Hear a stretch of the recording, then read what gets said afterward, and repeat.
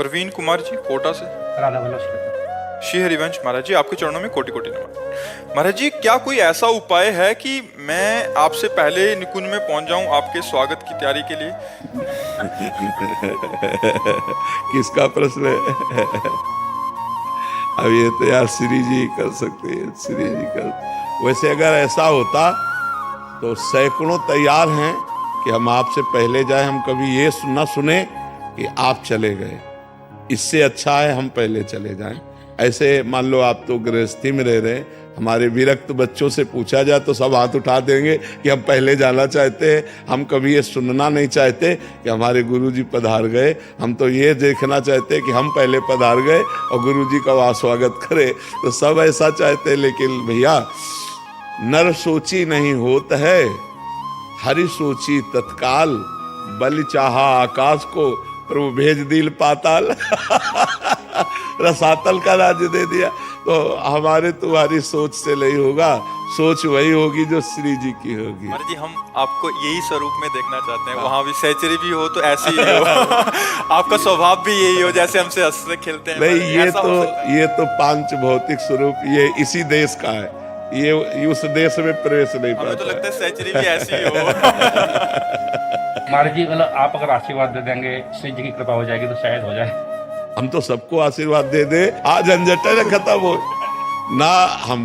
हमको क्या चिंता है कि जितने शरणागत हैं, हमारा शरीर पूरा होने के बाद ये कैसे रहेंगे, इनकी कैसे खान पान की व्यवस्था अलग चीज होती है। एक प्यार, एक दुलार, एक वातावरण, एक तो वो जो कि हमारे गुरु जी हैं, हमारी बात है, कोई बात आई तो हमसे समस्या का समाधान है, एक प्यार है, ये सब अनाथ हो जाएंगे, नहीं हो जाएंगे। लेकिन अपना कोई बस थोड़ी है, अपना कोई बस नहीं। हमारे बस की बात तो है, लेकिन कितने दिन जीना है। अभी कहो भगवान 10वीं वर्ष जिला दें और कहो 10 मिनट में पूरा हो जाए। अब इसका कुछ कहा नहीं जा सकता। अच्छा, कितने स्वस्थ हमारे सामने चले गए और बीमार हम बैठे हुए। तो ये भी खेल है कि जरूरी नहीं है कि हम पहले जाएं, कौन कहाँ कब निपट जाए, ये खेल नहीं जाना जा सकता। ये बड़ा विचित्र खेल भगवान का है जी। प्रतिमा पांडे जी। राधे राधे। महाराज जी, निंदा क्या है? दूसरे के दोषों का दर्शन करके वर्णन करना, दूसरों के दोष देख करके उनका वर्णन करना। केवल दूसरों के दोष दर्शन कर लिया, कुछ बोले नहीं, उसे परदोष दर्शन कहते हैं। और जब उनका वर्णन कर देते हैं तो निंदा हो जाती है। निंदा, कथन और श्रवण दोनों महापाप हैं। पर निंदा के किएते आवत नहीं कछु हाथ, मूर्ख पर्वत पाप को ले चल अपने साथ।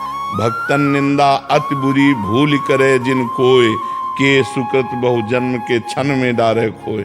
बहुत जन्मों के पुण्य एक क्षण में नष्ट हो जाते हैं जब कोई संत भक्तों की निंदा करता है।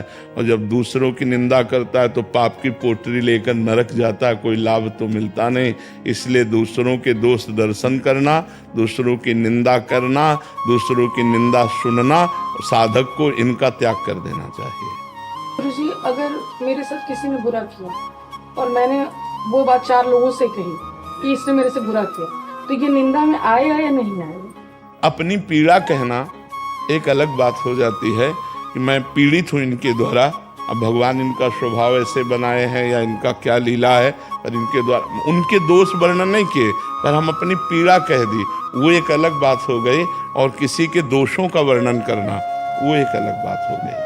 तो ये ध्यान रखना है कि हम दोषों, वैसे अपने को भी भगवान ने बुद्धि दी है, पहली ही हरकत में हमको बचा लेना चाहिए अपने को। जैसे हम जानते हैं कि ये आदमी अगर हम बातचीत करेंगे तो ये प्रतिकूल व्यवहार करेगा, तो हमको तुरंत उससे दूर हो जाना चाहिए, जिससे हमें ना निंदा करनी पड़े और ना विरोध करना पड़े।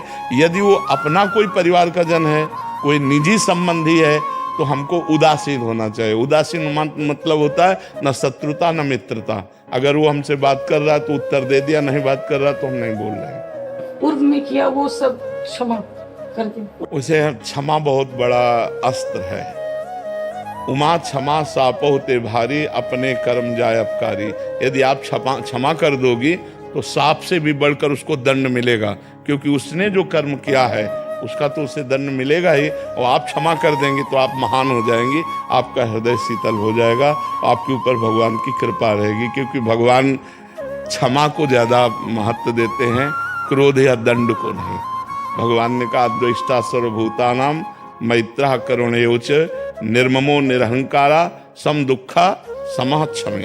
क्षमा को भगवान ने बहुत, जो सुख दुख में समान भाव रखकर क्षमा करता है, दूसरे को क्षमा कर दो। तो तुम क्षमा करोगे, उसका सुधार भगवान कर लेंगे। और जहां ऐसा कुछ लगे कि अब आपके जीवन और आपके, तो फिर कानून व्यवस्था है, ये कानून